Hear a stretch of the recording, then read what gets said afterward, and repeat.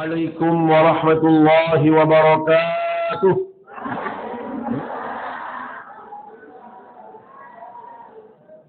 الحمد لله رب العالمين والعاقبة للمتقين ولا عدوان إلا على الظالمين. أشهد أن لا إله إلا الله وأشهد أن محمدا عبده ورسوله. اللهم صل وسلم وبارك على سيدنا محمد وعلى آله وصحبه أجمعين. Amma ba'du. Yang saya hormati Ketua Majelis Ta'lim As-Salsabila dan seluruh para pengurusnya, ibu-ibu jamaah Majelis Ta'lim yang dimuliakan Allah Subhanahu wa taala, anak-anakku, anak-anak yatim yang berbahagia, singkatnya hadirin hadirat jamaah pengajian yang dimuliakan Allah Subhanahu wa taala. Di majelis yang mulia ini, di waktu yang sangat mustajab, di hari Jumat yang penuh dengan kemuliaan, izinkan Tiang mengajak kita semua untuk terus bersyukur kehadirat Allah Subhanahu wa taala. Karena ketahuilah hadirat Allah, nikmat yang kita peroleh sampai detik ini adalah nikmat yang sangat besar. Nikmat yang sangat banyak dari Allah Subhanahu wa taala. Allah Subhanahu wa taala mengingatkan kita di dalam Al-Qur'an, "Wa in ta'uddu ni'matallahi la tuhsuha." Sekiranya kita mencoba untuk menghitung satu persatu, menguraikan satu persatu nikmat yang sudah kita terima dari Allah Subhanahu wa taala, maka Allah tegaskan la tuhsuha, mustahil kita akan mampu menghitungnya, mustahil kita akan mampu menguraikannya satu persatu. Walaupun kita mungkin bagus hitungannya, orangnya cerdas, orangnya pintar, tetapi kalau disuruh menghitung nikmat Allah, maka mustahil manusia itu akan mampu menghitungnya. Termasuk kita bisa hadir di sini adalah karena nikmat dan karunia Allah Subhanahu wa taala. Maka manusia yang terbaik di hadapan Allah adalah mereka yang pandai bersyukur. Mereka yang selalu berterima kasih kepada Allah Subhanahu wa taala. Bagaimana cara mereka bersyukur? Selalu dia melakukan apa yang diperintahkan oleh Allah, termasuk hadirnya kita di majelis ilmu yang kita cintai ini. Salawat serta salam selalu kita sampaikan ke hadapan baginda Rasulullah sallallahu alaihi wasallam, kepada segenap keluarga, para sahabat, para tabi'in, para tabi'it tabi'in, dan semua pengikut baginda Rasulullah sallallahu alaihi wasallam, termasuk kita yang hadir di majelis yang mulia ini.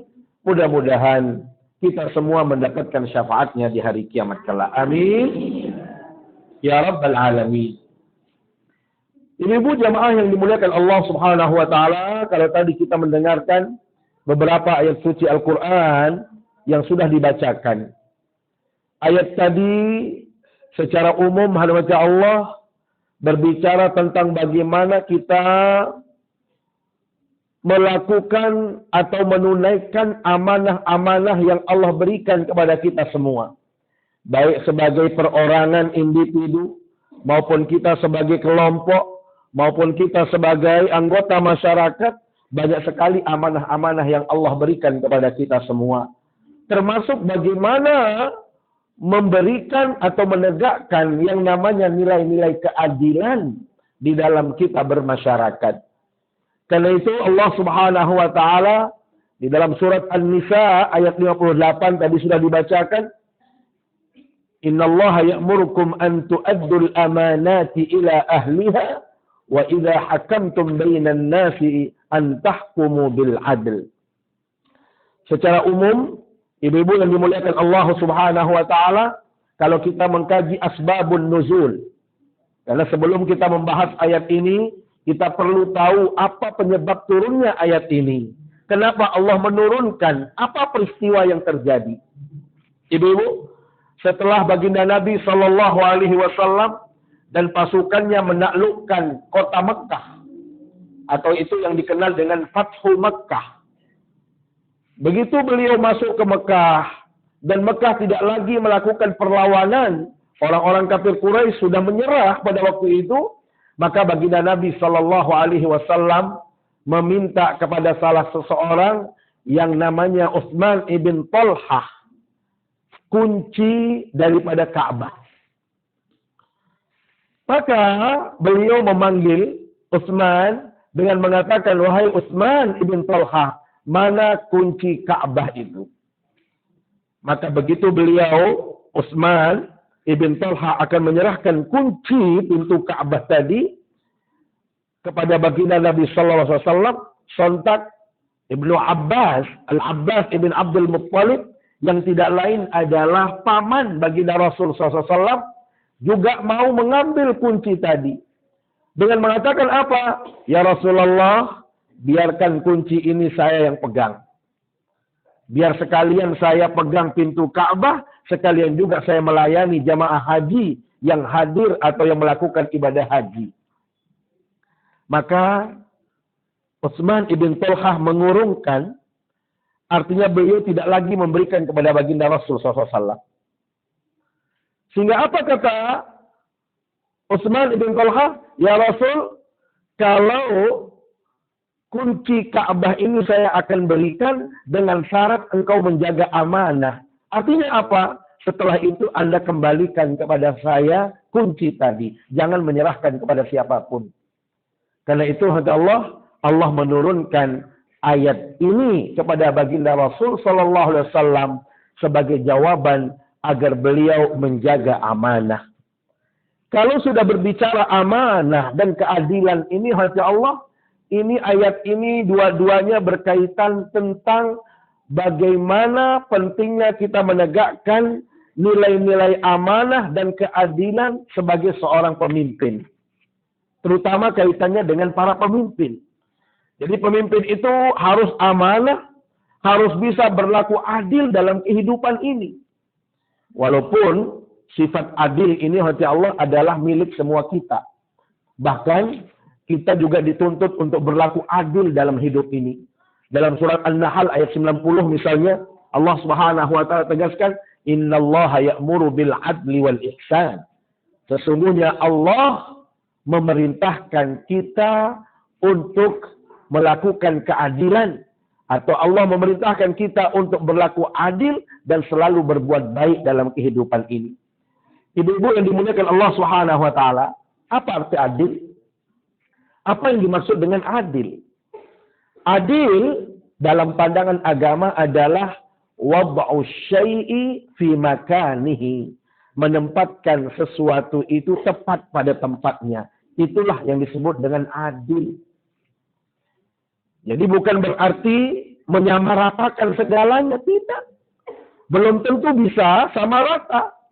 Sangat tergantung kepada siapa dan untuk apa kita melakukan itu. Misal, ibu-ibu yang dimuliakan Allah Subhanahu wa taala, ibu-ibu punya anak 3. Ya. Yang satu itu kuliah, yang satu itu SMA, yang satu itu SD. Kira-kira kalau adil itu berapa kita kasih uang jajannya? Apakah harus ngasih sama? Itu namanya tidak adil.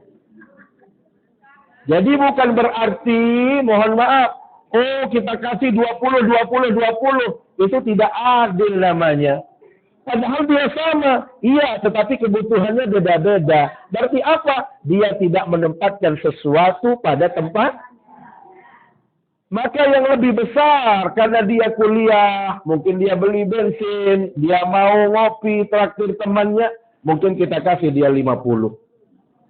Yang anak SMA, mungkin karena dia ada kebutuhan lainnya, kasih 20. Kalau anak SD, mungkin bisa dikasih 10. Ya, ini namanya adil. Sama halnya dengan orang punya istri 4.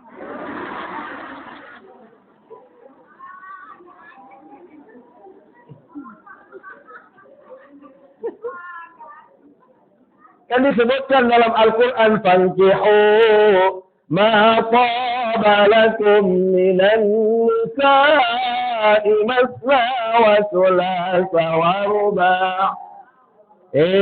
Kata Allah, nikahilah orang-orang yang baik, perempuan-perempuan yang baik. Kata Allah, ini bukan kata saya. Berapa? Masna wa thulatha, 2, 3 atau 4. Fa in khiftum alla ta'dilu fawahidah. Kalau Anda merasa tidak adil, maka cukup 1. Masalahnya kapan kita tahu diri kita adil kalau belum nyoba?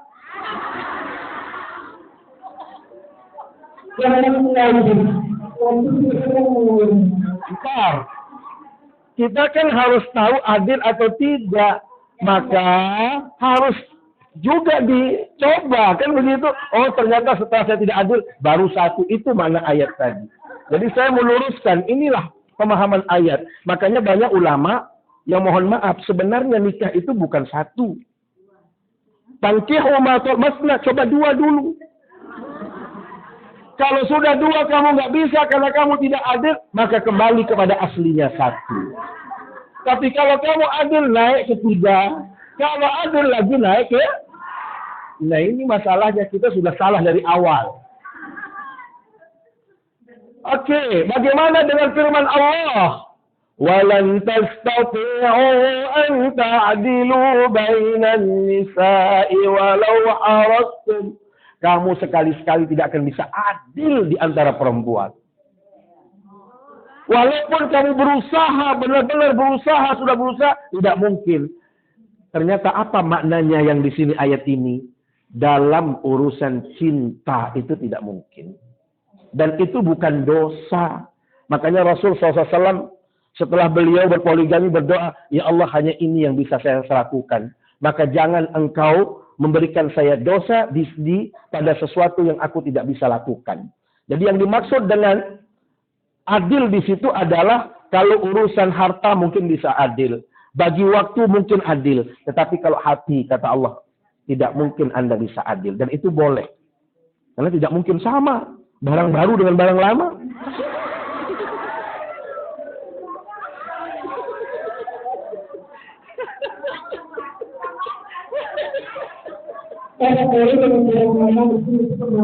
Tetap yang lama yang paling bagus.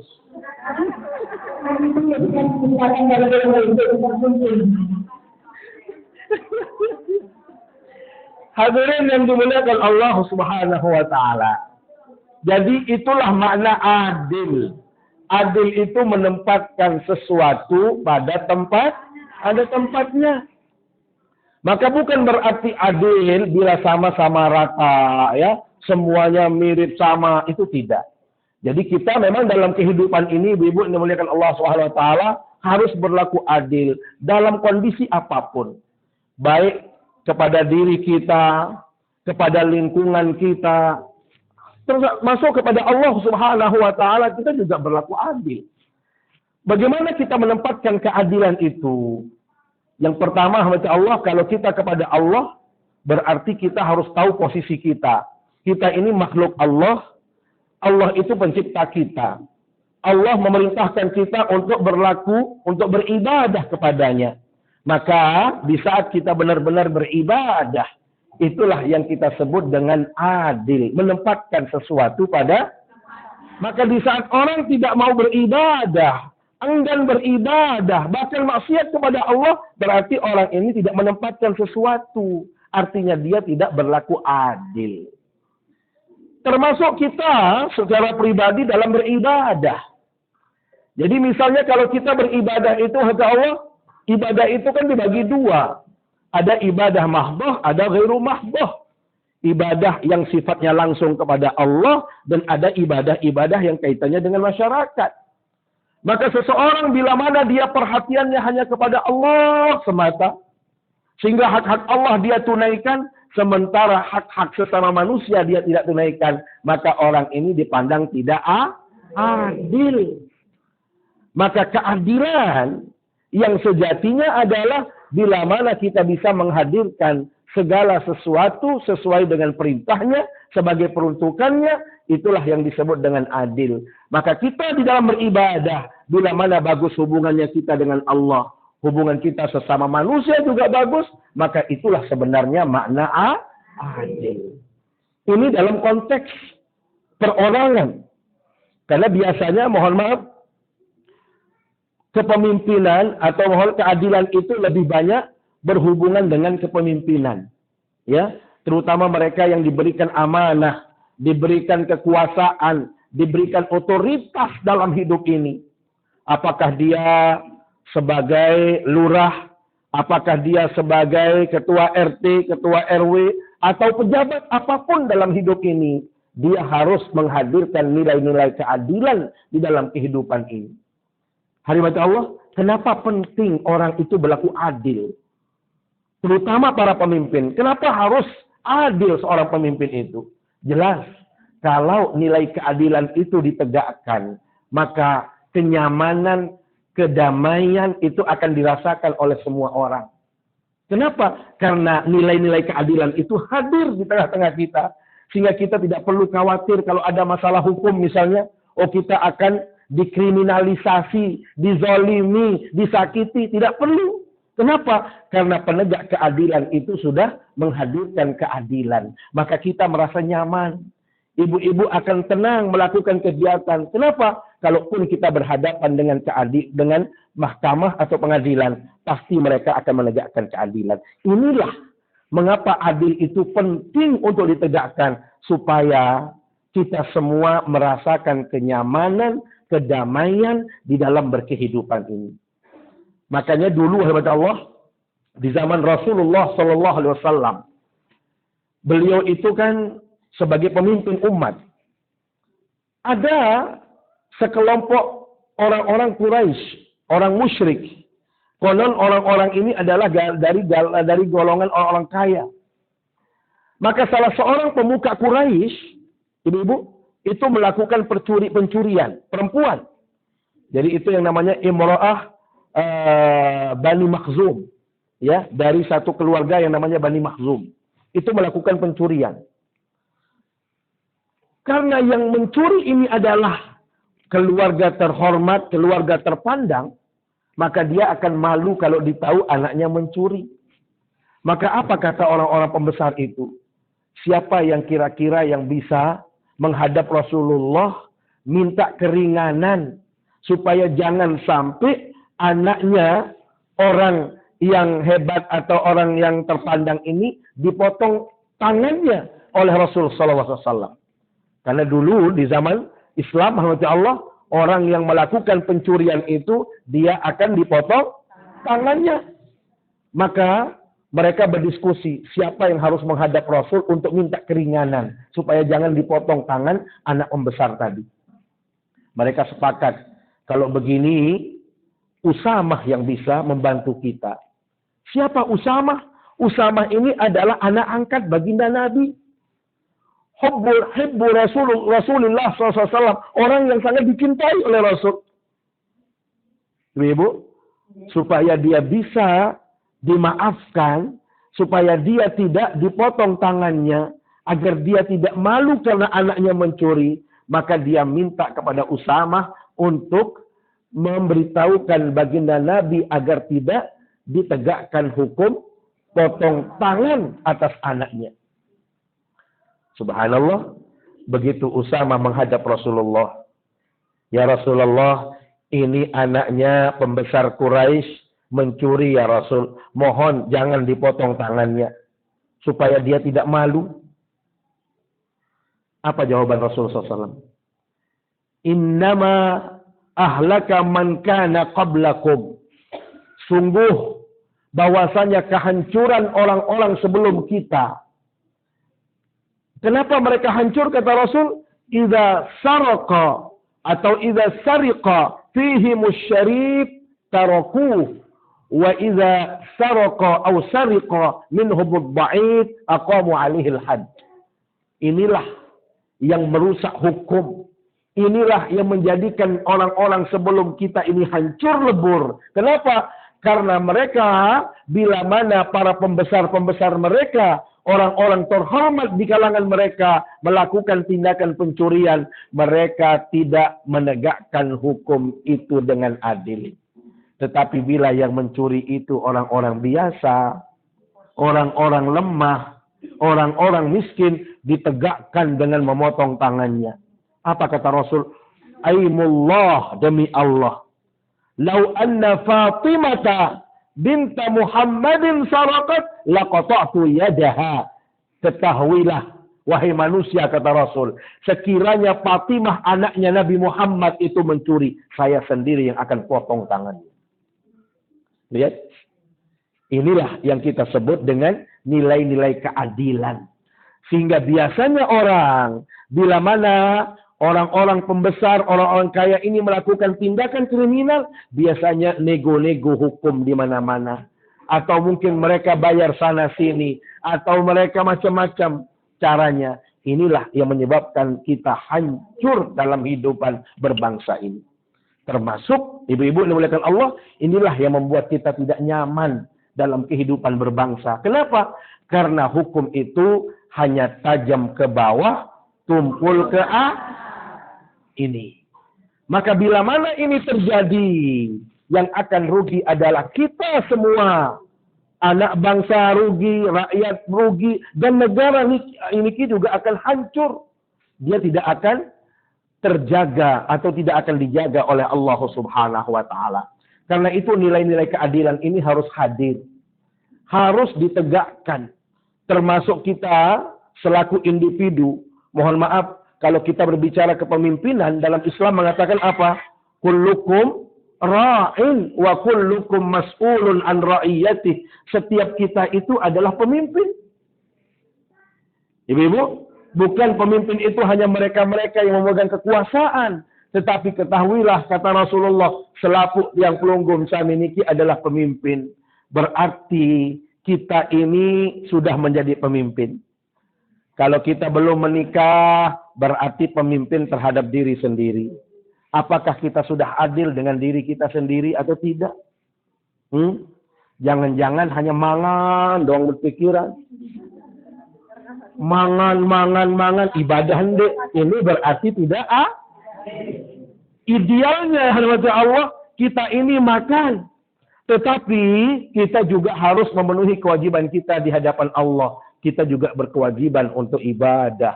Kewajiban kita untuk salat. Kewajiban kita juga untuk istirahat. Kewajiban kita untuk melakukan yang lain. Itu harus seimbang. Jadi harus seimbang. Rugi, mohon maaf, orang juga keliru secara individu. Sembahyang doang purut. Ngaji doang purut. Lagu dinuah menikmati kehidupan. Ya, keluarganya terbengkalai, di masyarakat tidak pernah hadir dan lain sebagainya. Ini juga keliru. Maka mohon maaf, Allah, kita secara individu ini sudah menjadi pemimpin. Maka pastikan kita dalam diri kehidupan kita ini juga berlaku adil.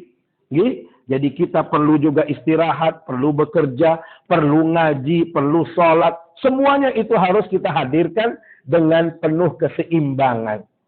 Jadi kalau dalam bahasa agama disebut dengan tawazun. Orang yang tawazun, seimbang, itulah orang yang adil. Dia tidak keras kiri, dia tidak keras kanan. Jadi bukan hanya sekedar ibadah saja. Ibu-ibu ingat nggak hadis Rasul Sallallahu Alaihi Wasallam? Ada seorang perempuan yang dilaporkan oleh sahabat-sahabatnya yang lain di hadapan Rasulullah. Inna fulanatan tasumun nahar wa taqumul lail.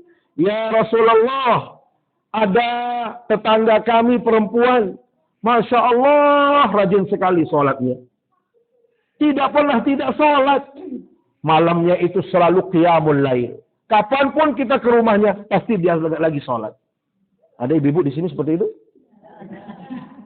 Sudah tahu. Siangnya, ibu-ibu, luar biasa perempuan ini. Apa yang dilakukan? Tasumun nahar. Dia selalu melakukan puasa di siang hari. Masya Allah. Setiap saat dia puasa, setiap saat dia sholat. Kira-kira seperti itu baik apa tidak? Baik. Ya kan? Artinya rajin sholat, rajin puasa. Tapi sayang dia tidak adil. Dia hanya sholat saja, puasa saja. Tetapi hubungannya dengan masyarakat tidak baik. Innaha tu'zi jiranaha bilisaniha. Ya Rasulullah, sayang orang yang rajin sholat, rajin puasa. Tetapi dia rajin menyakiti tetangganya.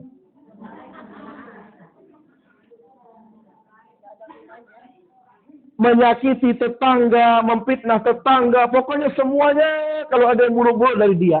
Apa kata Rasul?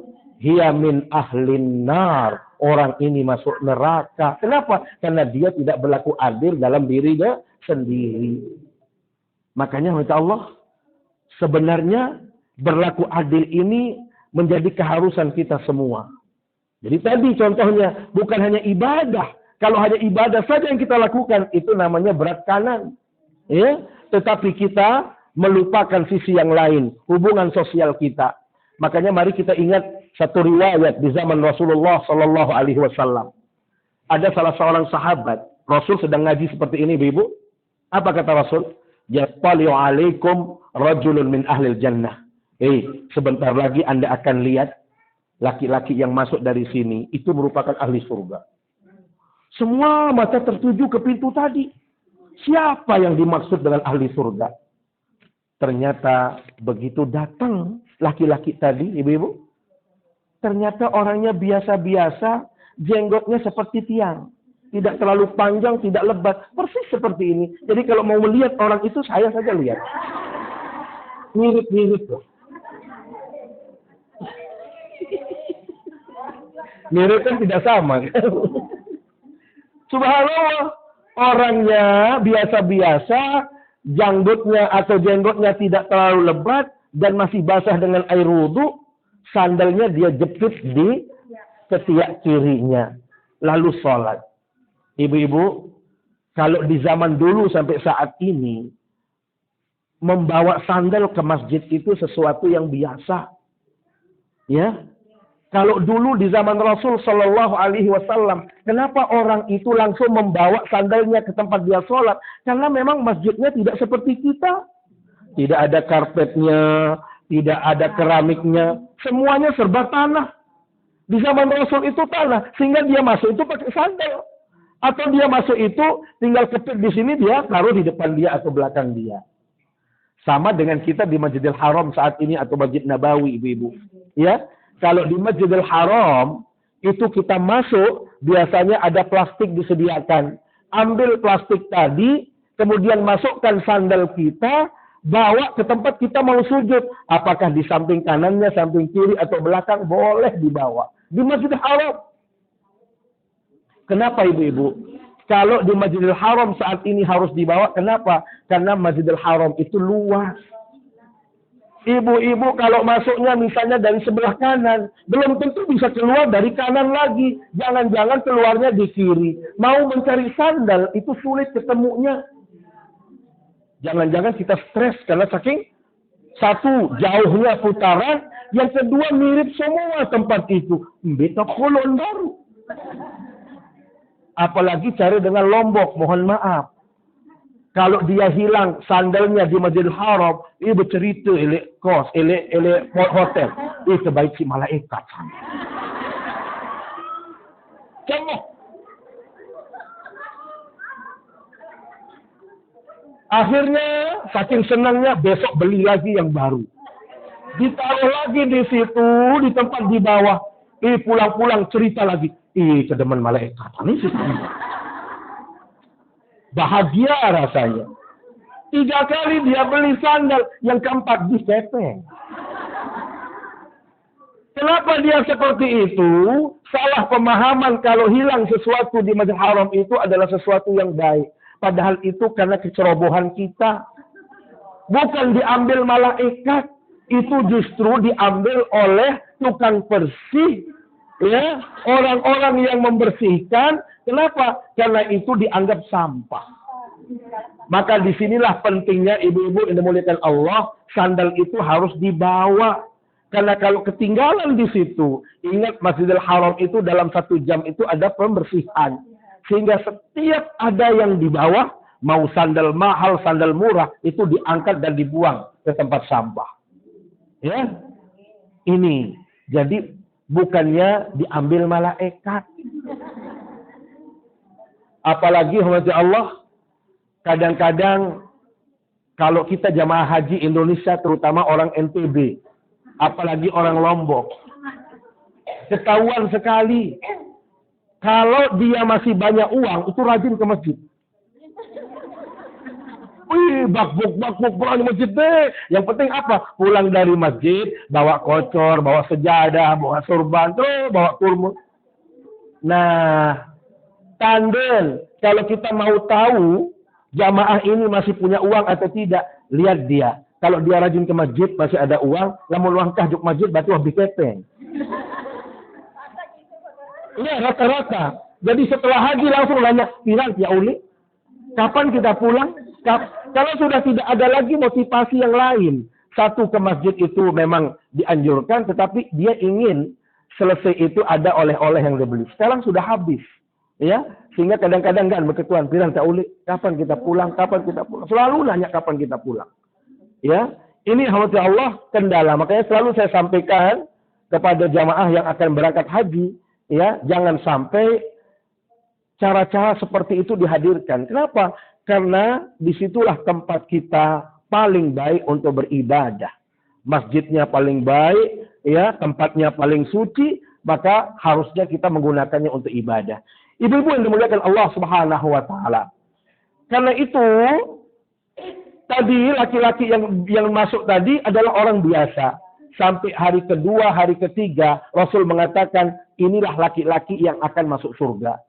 Salah seorang sahabat namanya Abdullah ibn Amr ibn al-As. Penasaran. Mau tahu apa amalan orang ini kok sampai dikatakan oleh Rasul di hadapan orang banyak sebagai ahli surga. Walhasil beliau mengatakan apa? Wahai Tuhan, sudikah Tuhan memberikan saya tempat untuk bermalam, untuk nginap di rumah Tuhan? Saya itu ada masalah dengan keluarga. Saya sudah janji tidak akan pulang ke rumah dalam 3 hari ini. Maka apa kata orang yang ahli surga tadi? Silakan. Kalau Anda mau nginep, rumah saya terbuka. Padahal niatnya ibu-ibu ingin mengetahui apa amalannya, apa ibadah yang dilakukan oleh ahli surga tadi. Berapa juz dia khatam, berapa rakaat yang dia lakukan tahajud dan lain sebagainya. Ternyata malam hari, begitu tiba malam, dia yang sebagai tamu tidak bisa tidur. Karena menunggu terus ingin melihat apa yang dilakukan oleh ahli surga. Ternyata ahli surga ini tidurnya pulasnya luar biasa. Dia narak nguit-nguit. Kecuali dia hanya balik posisi tidurnya. Sambil memperbaiki selimut, dia mengucapkan, La ilaha illallah, Allahu Akbar. Enggak anu nih. Sulen sak periri, simbut. La ilaha illallah, Allahu Akbar. Malam pertama selesai, tambah penasaran Abdullah ibn Amr ibn al-As. Kok bisa jadi ahli surga? Padahal tinduk ngorok. Tinduk lilit. Binara pegawaian, kok bisa jadi ahli surga? Apa kata beliau? Jangan-jangan malam kedua akan kelihatan ibadahnya. Benar, malam kedua beliau tidak tidur. Yang punya rumah terus tidurnya pulas. Sampai pagi, Masya Allah, beliau tambah penasaran. Nabi Basen, sahabat niki, badik-badik ya malam ketelun, tahu nak puncak nun. Ya, tahu nak mopok ibadah. Ya, bulan ibadah akhir apa? Malam ketiga pun beliau terus mengintai apa yang dilakukan oleh ahli surga tadi. Ternyata tidak ada yang dilakukan sampai pagi. Maka beliau tidak tahan dengan penasarannya. Beliau katakan apa? Wahai Tuhan, terus terang, saya jujur di hadapan Tuhan. Saya nginap di sini bukan karena saya tidak bisa pulang. Bukan karena saya ada masalah dengan keluarga. Tetapi saya cemburu dengan Tuhan. Kenapa Tuhan disebut sebagai ahli surga? Maka saya menginap di rumah Tuhan. Ingin tahu ibadah yang Tuhan lakukan. Maka apa jawab ahli surga tadi? Wahai Tuhan, yang Anda lihat malam-malam itu, itulah yang saya lakukan. Tetapi satu hal yang Anda tidak tahu semuanya. Di samping saya sholat seperti wajib ya, seperti biasa, seperti kita. Satu hal yang Anda tidak ketahui. Saya setiap kali saya mau tidur, saya sudah mengikhlaskan orang-orang yang menyakiti saya sehingga tidak ada sakit hati dalam diri saya. Tidak ada kebencian dengan siapapun dalam hidup ini. Subhanallah, gara-gara itulah dia masuk ke dalam surga. Karena dia bisa menghadirkan keadilan. Sholat dia lakukan, wajib seperti kita, tetapi hubungan dengan masyarakat pun dia hadirkan. Maka inilah kira-kira maksud daripada keadilan. Maka ibu-ibu yang dimuliakan Allah SWT, hendaklah kita sebagai umat Nabi Muhammad benar-benar bisa menegakkan nilai-nilai keadilan. Baik sebagai individu, atau kita sebagai masyarakat, ataupun kita yang diberikan amanah oleh Allah. Baik sebagai pemimpin, terutama pemimpin di tengah-tengah masyarakat. Saya pikir ini saja yang dapat kami sampaikan. Ibu-ibu yang dimuliakan Allah SWT, mudah-mudahan apa yang kita sampaikan ini menjadi motivasi untuk kita terus bisa menghadirkan nilai-nilai kebaikan, terutama keadilan dalam diri kita. Bahkan mohon maaf, ada satu hadis Rasul Sallallahu Alaihi Wasallam menegaskan ada 3 perkara yang bisa menjadikan kita selamat dalam hidup ini. Salasun munjiat, kata Rasul. 3 perkara yang bisa menyelamatkan kita. Apa itu? Yang pertama, khasyatullahi fis sirri wal alan. Takut kepada Allah, baik dalam keadaan sendiri maupun dalam keadaan banyak orang. Yang kedua, al-adlu fir ridha wal ghadab. Anda tetap adil, Anda tetap baik, baik ketika Anda suka atau ketika Anda benci. Ya, berlaku adil baik dikala kita suka atau dikala kita benci. Dan yang ketiga, yang terakhir, ibu-ibu, adalah al-iqtisad, al-qasdu fil ghina wal faqr. Hendaklah kita berlaku hemat dalam hidup ini, baik dalam keadaan kita berpunya, dalam keadaan kaya, maupun dalam keadaan miskin. Maka insya Allah kita akan selamat dan berbahagia dalam hidup ini. Terima kasih atas segala perhatian kita semua, dan mohon maaf bila ada yang kurang berkenan. Mari kita akhiri dengan bermunajat, berdoa kepada Allah Subhanahu wa taala.